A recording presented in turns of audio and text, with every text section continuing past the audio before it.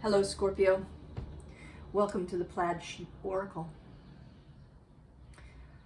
Oh, your reading is so interesting, Scorpio.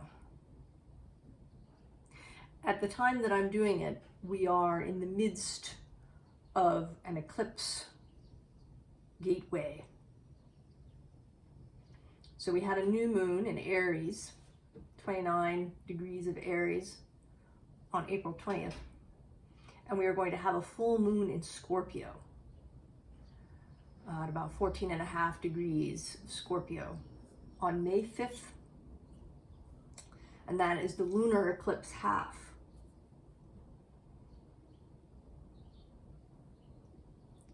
So things may be feeling intense for you, Scorpio. It's a very interesting eclipse pairing because we start with this fiery new moon at the front half, and then we have this watery moon, right, in the middle of Scorpio, almost on the world point at 15 Scorpio.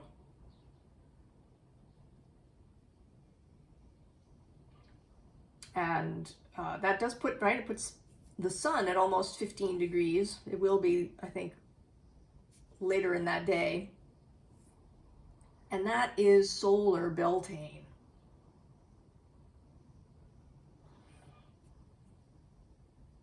Right, so at one point, solar Beltane would have been on May 5th, but because of precession, the way that things move astronomically, Beltane now happens on May 5th.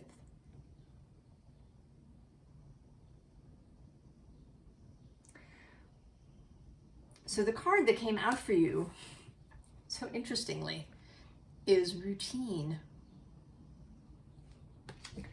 And I found this so odd until two other things came out. The first was a song that you wanted, and it's Sailing by Christopher Cross.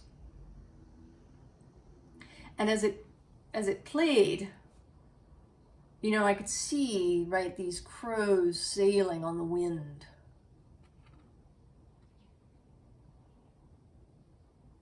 And I see this not so much as routine, kind of in a, you know, Excel spreadsheet sort of way, but as a kind of easefulness, right? As in allowing yourself to just live and to be, Scorpio.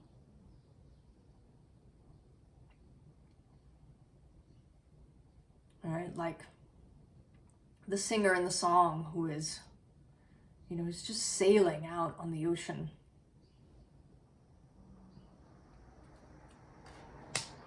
And then the third thing was a quote.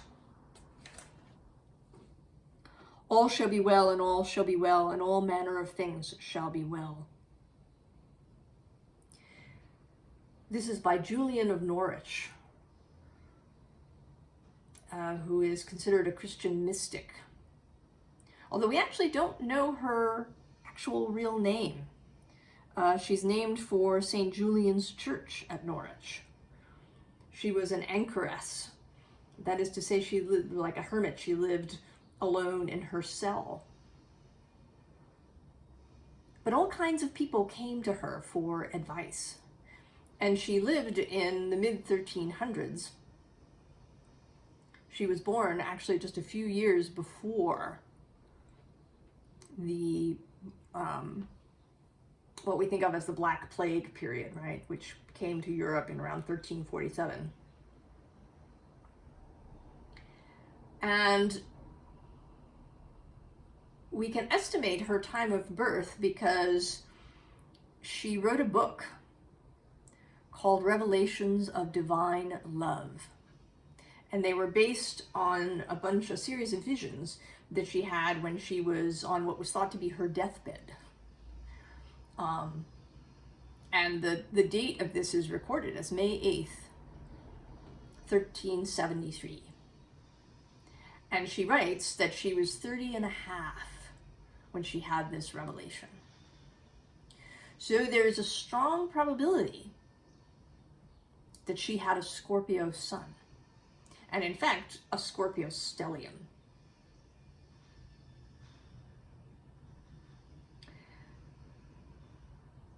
Right, and that, you know, is deeply interesting. Scorpios have this reputation, right, of being really intense and liking to go into dark places. And certainly Julian of Norwich did, and what she found right in the dark place was love.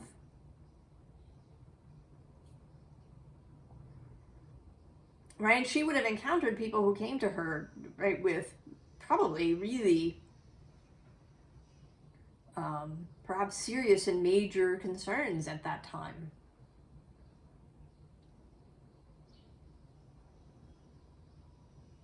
And yet she had this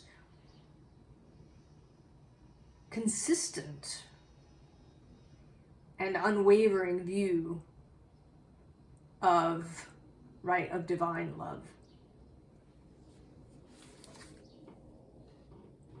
And I think Scorpio, that there is part of you that really feels this and wants to call the rest of you into it.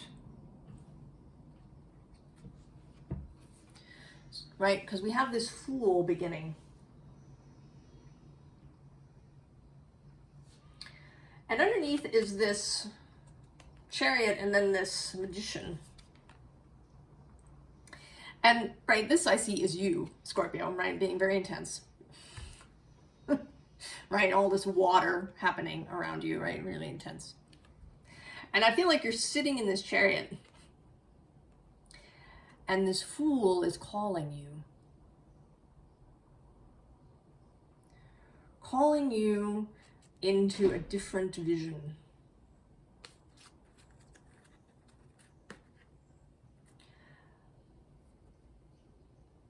And what I was feeling, and this doesn't always happen to me. I have a very sort of claircognizant way of working with the cards. I don't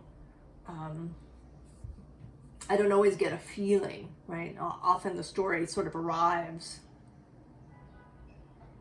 in my mind, but today I really felt this, right? A longing to rest,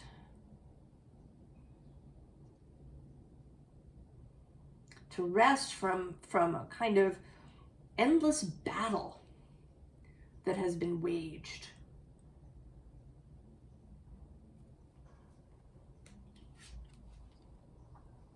So there's this Six of Earth, right? A balanced, harmonious physical existence. Generous, both in giving and receiving. Easeful.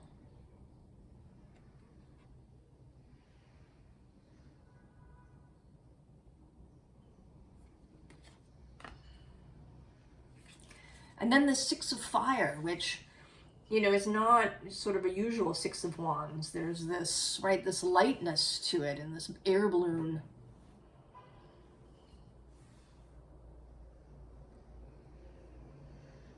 A lightness. And then the moon itself. And this, you know, a lovely moon, right? She's sprinkling these star flowers down onto the earth.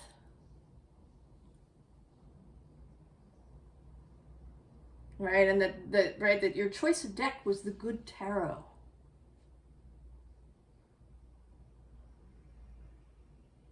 right? Which likes to take a positive or expansive twist on the tarot, right? I know some people are critical of it, right? You know, that it's sort of too pretty, too nice. But I think there's a place for that. You know, there's been a lot of focus, certainly in the past series of years. I've been seeing it appear more and more kind of in the spiritual holistic community, this shadow work idea, right? That being all love and light is spiritual bypassing. And, you know, that we have to delve into these dark places. We can't avoid them. And this is absolutely true. Right? If you try to paper over things to consistently shine really bright light, that everything is sort of washed out.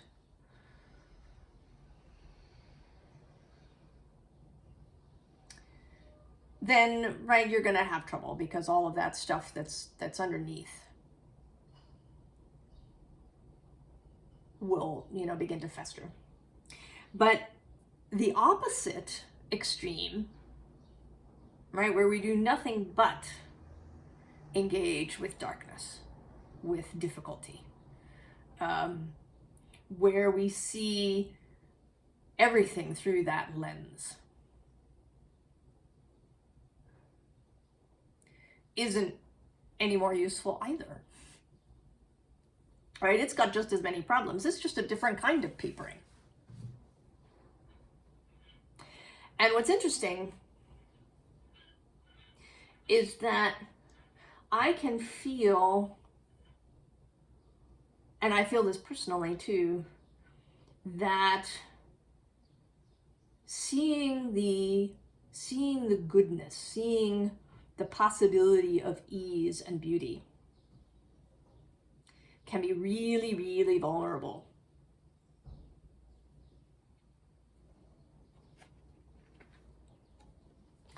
Right? We have this high priestess, and she's really, right, she's a very sort of cheerful high priestess. She's got some flowers going, she's got her raven, right? She has a lovely dress on, she's got her scrying bowl going, you know, she's got pink cheeks, right? You feel that she's actually not a priestess that hides in her tower all the time, that she goes out and engages in her garden and, you know, cooks good food for herself and,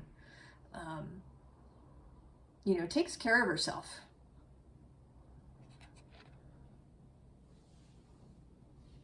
Right? She doesn't see the world as dark and forbidden or forbidding.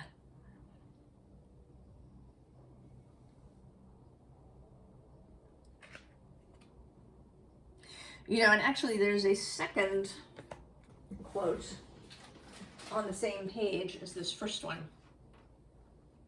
And it's by Simone Weil, who wrote post the Second World War about the Nazi occupation and the Holocaust. She wrote, "Imaginary evil is romantic and varied. Real evil is gloomy, monotonous, barren, boring. Imaginary good is boring. Real good is always new, marvelous, intoxicating." And I think that is absolutely true, right?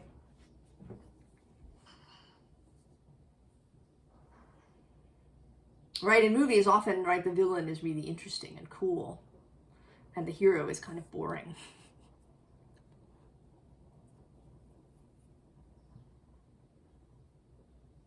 But I don't think that's actually true in real life. I think the reasons, right, for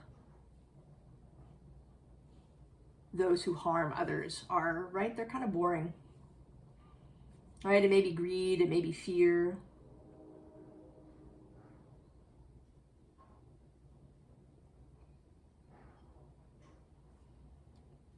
And I think we can get caught up in that, right? In the romance of darkness.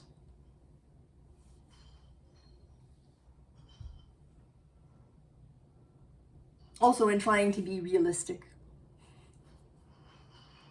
right? To see the world as it really is. But we don't really, right? We see it through our own lens, regardless.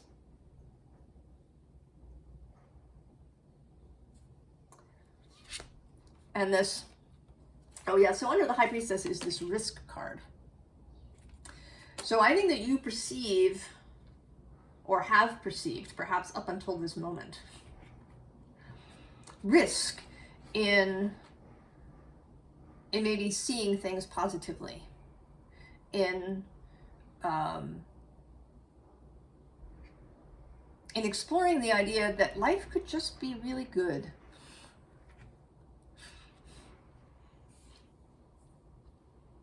That you could come to this point where you don't have to continuously dig through the darkness.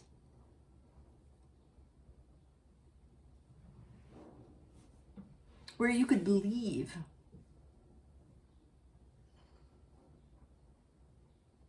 in the goodness of things. We get this protection card, and I feel like, I don't know if I've heard it in a fairy tale, or right, that the best protection is a light heart.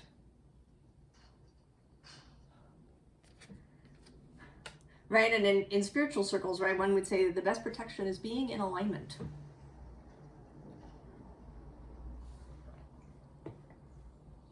Right, with your own heart and your own soul.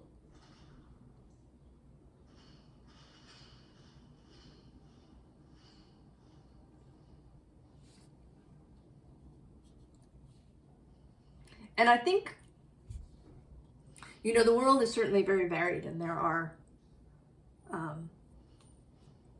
right, there's everything from baby bunnies to toxic waste, and all of it is source, God, if you like.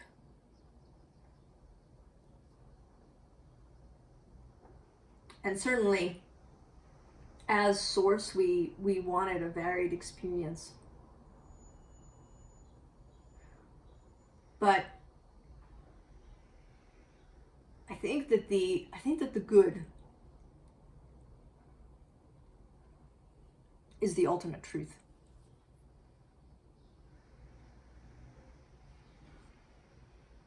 And even the ultimate truth of human beings.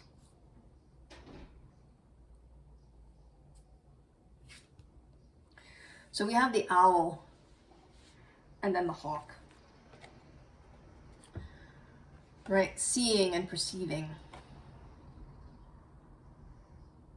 with wisdom and with, right, an elevated, broad perspective.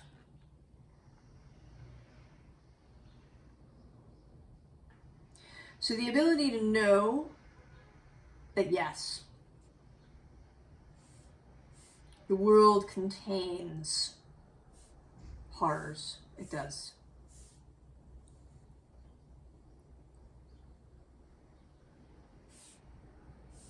And we all, right, on a more personal sense, we all have darknesses. We may have jealousy or envy, we may have rage, we may have shame.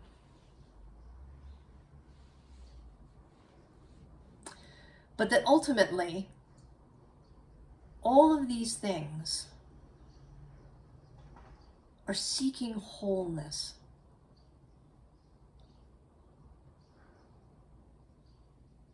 Right? These darknesses develop in us.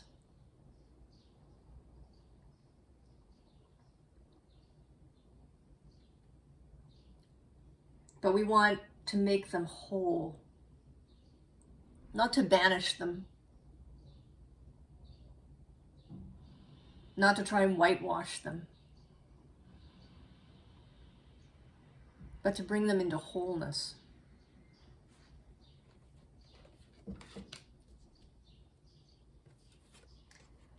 And that brings us to the Merlin.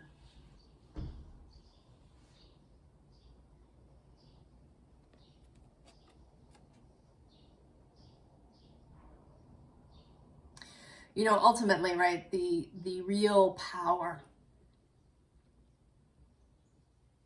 the real ability to create change in our own lives and those of others, people,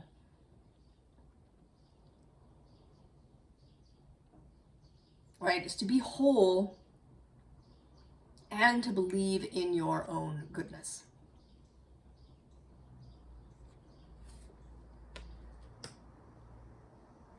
To stop battling,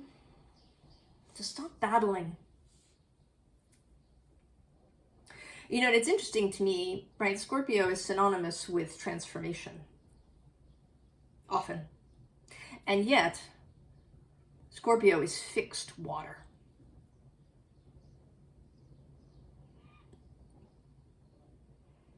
So the ability, the longing, the desire to move and to transform is there. But there can be a stuckness. There can be part of the Scorpio nature that doesn't want to change. Because change is vulnerable. And you know, it's quite possible that in your life,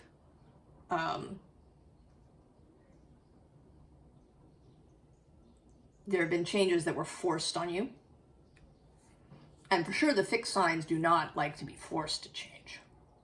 That is really out. All right, the fixed signs are willing to change, but it has to be on their own terms, really. So it may be that at some point you were forced to change.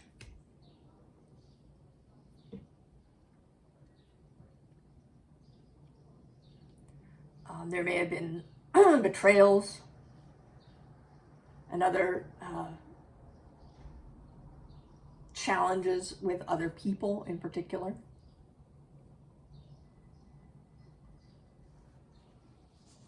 And so change, right? Change is vulnerable. All right, and the Six of Cups is coming out as a great childhood stuff. Right, it's cliche for a reason. And a card, I don't usually take cards that fall out. But I did take this one. It fell out face up. The Wheel of Fortune. I think there's part of you, Scorpio, and maybe it's coming from somewhere else in your chart. From Gemini, perhaps, if you've got some Gemini going, or now as Venus passes through Gemini. And Uranus actually also is passing through Taurus across the way from you.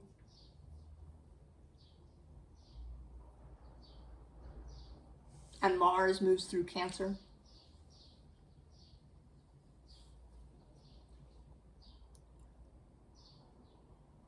That you want to change.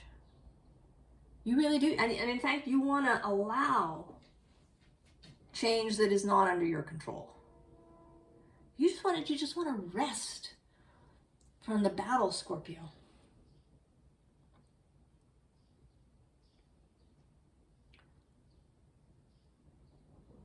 I think so many of us are just so tired. We're so tired of the battle.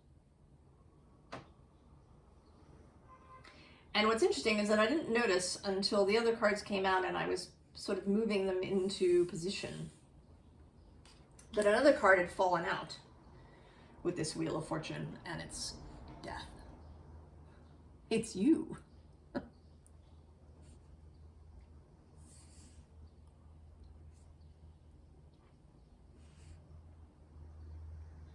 Right? You're into there, ready to be revealed when the wheel turns. And then these next cards, there's this exultant Two of Cups.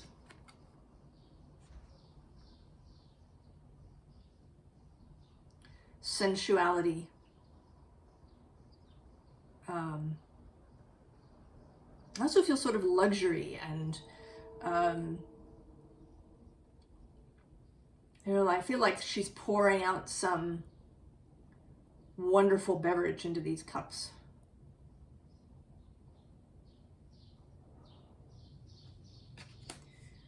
Really, right? Something really, something that tastes marvelous, right? That's sensual in that way, right? That's kind of a Taurus thing from across the way, a Venus aspect. And then this Knight of Wands. You know, and he's not moving really fast, but, right, he looks like he's seeing something wonderful ahead. Right? He's smiling into this light that he sees. And then there's this even more exultant Eight of Wands. Right? Ecstatic. Enthusiastic, right? From entheos, with God.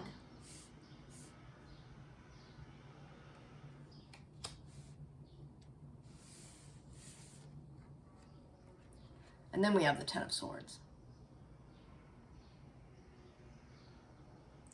So, right, we have to walk away from the battlefield, Scorpio.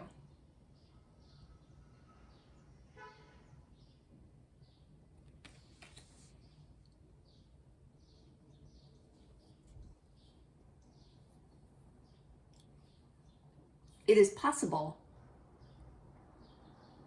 to have depth and intensity and passion without it being a battle. You know, I know, right? There's a tendency, you've got Mars, right, as your dispositor in combination with Pluto, right? There's this martial power kind of idea.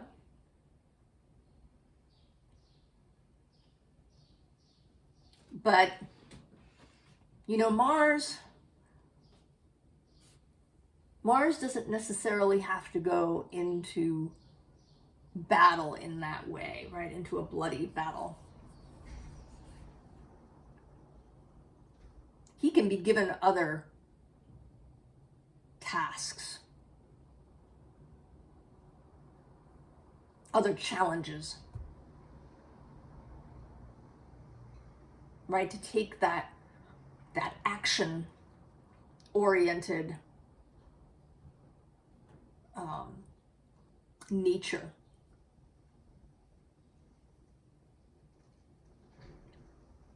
into other arenas.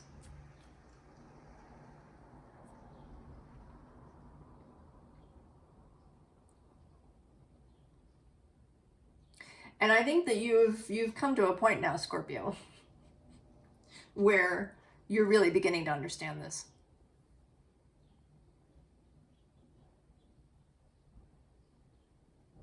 I mean, this card also to me speaks today a little bit on its flip side of frustration. Right? An energy of frustration, which I think is a thing for fixed signs.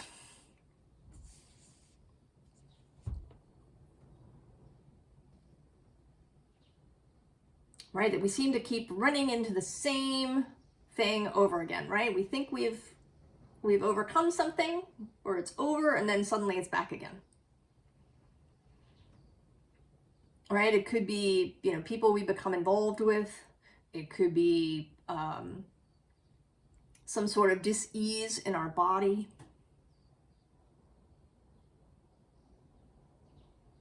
It could be mental challenges. This sense of, oh, you know, we're doing it over and over and over again. And I think that what this is about, and you should check in with yourself because it may not be the same for you, but that that some part of our subconscious has decided that this is the best way to prevent change. Now, that just, maybe when we're switching something up, suddenly we're back in that same place with that same thing. And this prevents, right? This prevents the change. And it's frustrating and angering and exhausting. But it's something that we have survived before. Right? We continue to survive this. It's the new possibility, the things we've never experienced, the unknown, the uncertainty.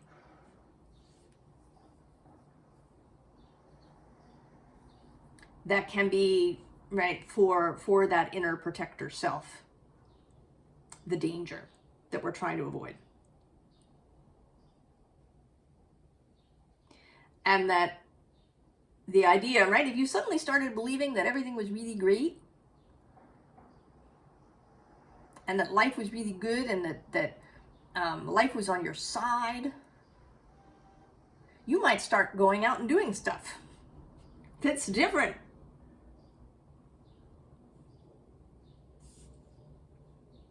And so these frustrations, right, keep us in place.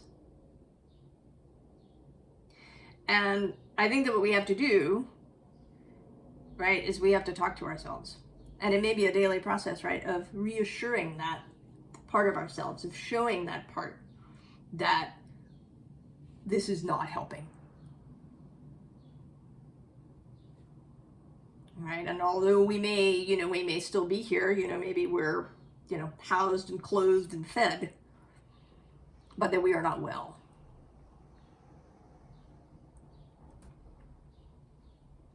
And that eventually we might be really unwell.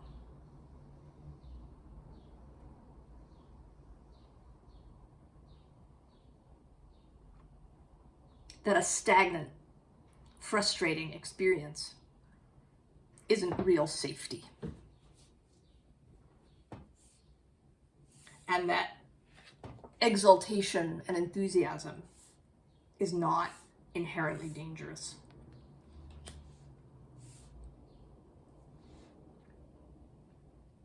And I think you're really seeing that. And that perhaps you're done with darkness.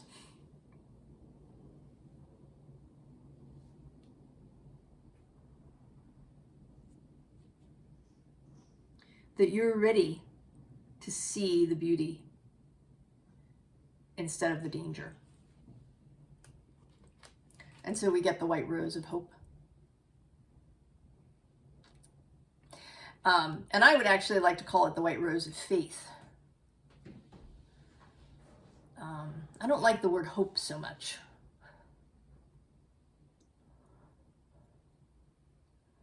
All right, there's a kind of, I don't know. I mean, if you've heard Jim Carrey's speech about this, there's a video. He calls hope a beggar.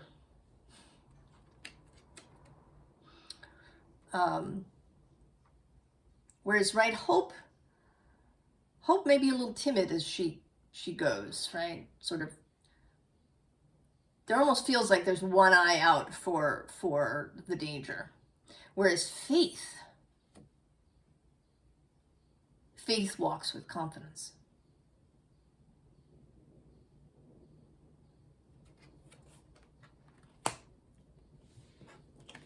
Faith knows that the gift is there. Is ready to accept the gift. Is ready to transform.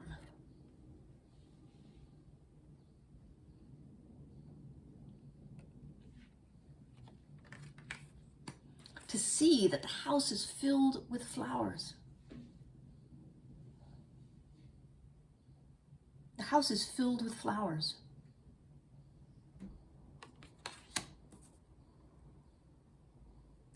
And I think that you are ready, Scorpio.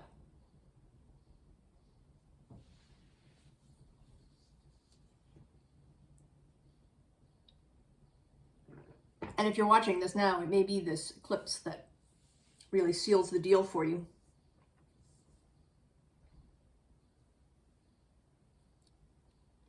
Allows you to really get in touch with that part of yourself. And maybe create a routine for yourself.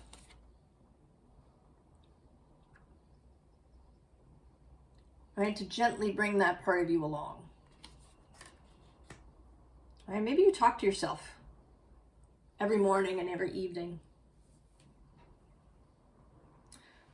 Some people suggest, right, a gratitude journal or an appreciation journal.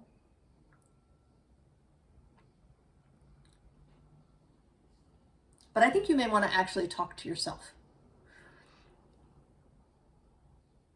If you use tarot and oracle cards, you could do it that way, right? Allow your protector self to speak to you through the cards, or you could do it journaling, automatic writing, kind of, or automatic speaking that you record for yourself.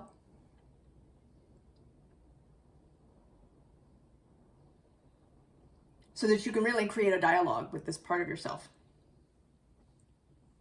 that doesn't want to change and that believes, right, that returning you to the same problems over and over again is helpful. So the advice,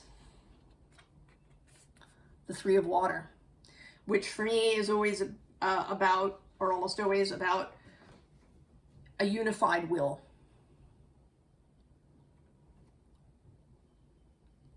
Right, talking with all of those parts of ourselves that have different agendas,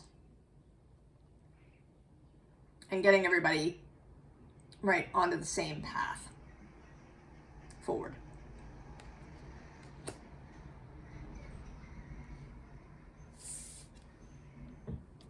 And then we have the Witch of Water and the Witch of Fire.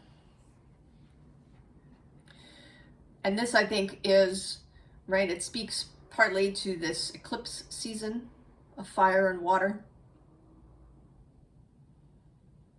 of the fire and water in your chart, right? That is you, that is part of you, that your fire, right? Your enthusiasm, your desire to act,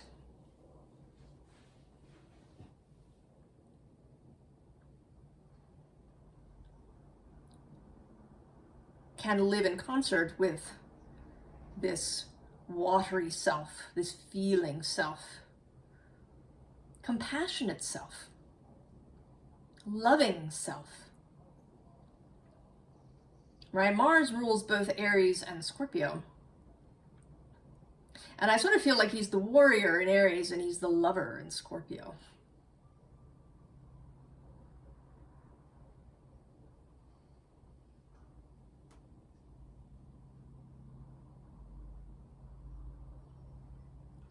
Right?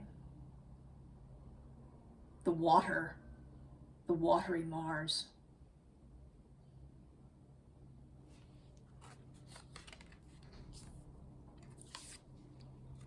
And then there's this council of all beings. Believe in the goodness of yourself and others in the world.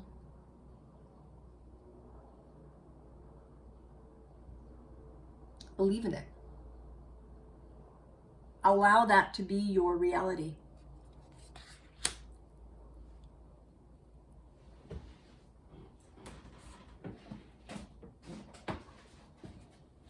And as Julian says, all shall be well, and all shall be well, and all manner of things shall be well.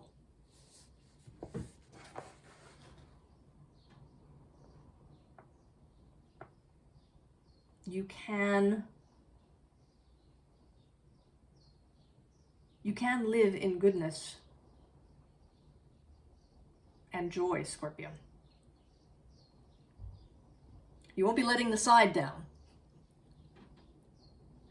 by being happy and joyful and enthusiastic.